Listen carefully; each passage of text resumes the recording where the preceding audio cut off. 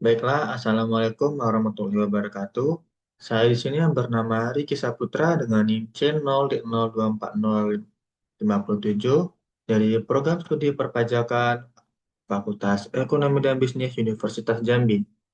Di sini saya akan mempresentasikan sebuah PPT yang berjudul Konsep Pengakuan Akuntansi, Pajak atas Investasi pada Entitas Anak dan Properti Investasi.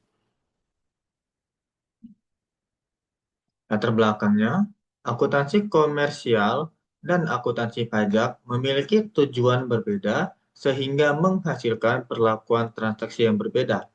Akuntansi komersial berfokus pada penyajian laporan keuangan yang wajar sesuai standar akuntansi. Akuntansi pajak berfokus pada kepatuhan terhadap peraturan perpajakan dan penghitungan pajak terutang. Untuk akuntansi komersial, menggunakan konsolidasi, nilai wajar, dan pengukuran yang mencerminkan kondisi ekonomi kelompok usaha. Untuk akuntansi pajak, berbasis realisasi dan aturan fiskal, penghasilan diakui ketika memenuhi syarat perpajakan atau terrealisasi menurut ketentuan pajak.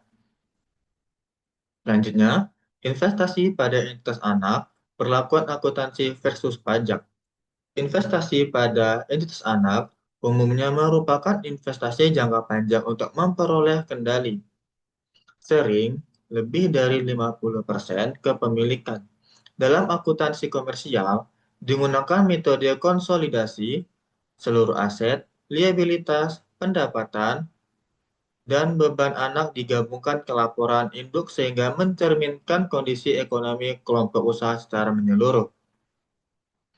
Yang pertama, perbedaan waktu pengakuan. Pajak biasa menggunakan penghasilan ketika direalisasi. Misalnya dividen diterima, bukan saat laba tercatat di entitas anak, menimbulkan perbedaan temporer antara laba akuntansi dan laba fiskal. Dividen pajak. Yang kedua, dividen dari anak menjadi dasar pengakuan pajak di induk. Apakah dividen kena pajak atau dikecualikan bergantung pada syarat kepemilikan, administratif, dan ketentuan khusus yang berlaku. Akibatnya, perbedaan temporer menghasilkan pajak tangguhan yang harus diakui pada laporan keuangan konsolidasi sesuai standar akuntansi.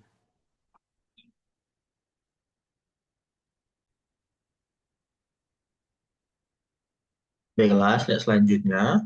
Properti investasi, modal nilai wajar versus prinsip realisasi fiskal.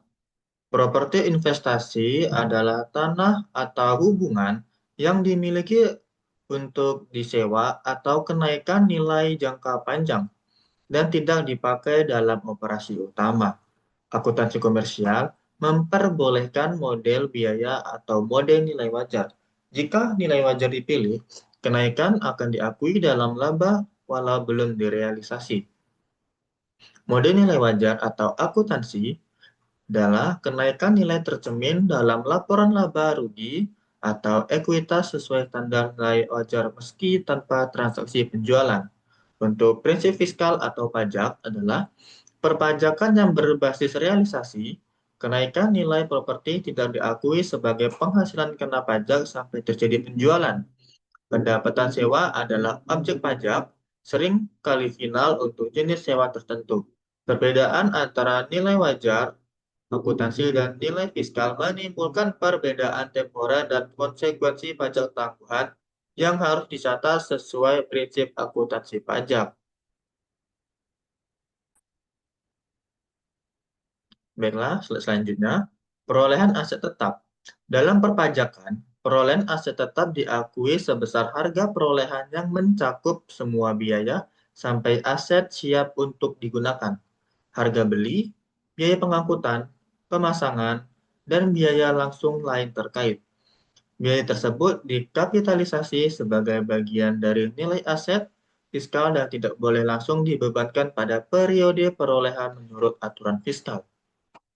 Contoh numeriknya, jika mesin dibeli sebesar 150 juta dan biaya pemasangannya ada 15 juta, maka nilai perolehan fiskal adalah 150 juta, maaf, 165 juta rupiah. Implikasinya, Perbedaan perlakuan kapitalisasi antara akuntansi komersial dan pajak dapat menyebabkan koreksi fiskal dan pajak tangguhan.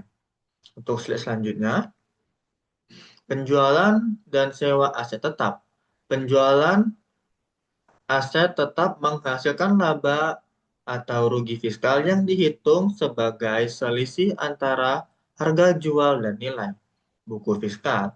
Jika harga jual jika harga jual lebih besar nilai buku fiskal, maka terdapat keuntungan kena pajak. Sebaliknya, jika lebih rendah, kerugian fiskal yang dapat mengurangi penghasilan kena pajak.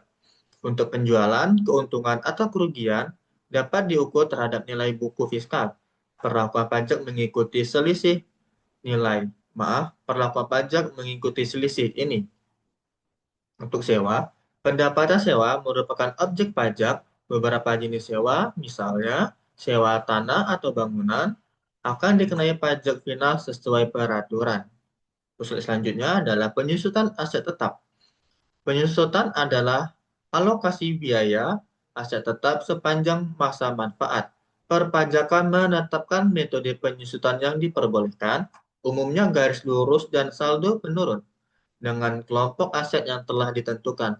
Pilihan metode dan tarif fiskal berbeda dengan praktik akuntansi komersial, sehingga akan menimbulkan koreksi fiskal dan pajak tangguhan. Untuk metode garis lurus, alokasi biaya yang sama setiap periode berdampak beban fiskal stabil. Metode saldo menurun, beban lebih besar di awal masa manfaat akan mempengaruhi timing pengakuan beban fiskal dan arus kas pajak.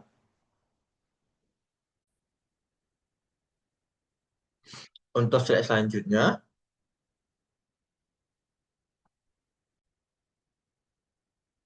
pertukaran dan revaluasi aset.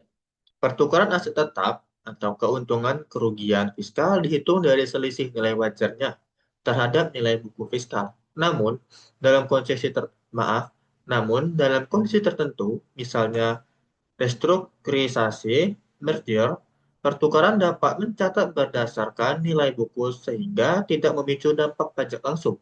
Revaluasi mengubah nilai tercatat aset sesuai nilai wajar. Perpajakan biasanya mengenakan pajak final atas selisih revaluasi dan dan mensyaratkan pertimbangan finansial sebelum melakukan revaluasi. Revaluasi sendiri adalah tujuan mencerminkan nilai pasar, konsekuensi, kemungkinan pajak final atas selisih revaluasi. Pertukaran aset sendiri adalah dapat menimbulkan laba atau kerugian fiskal kecuali jika transaksi memenuhi kriteria nilai buku atau non-realization event.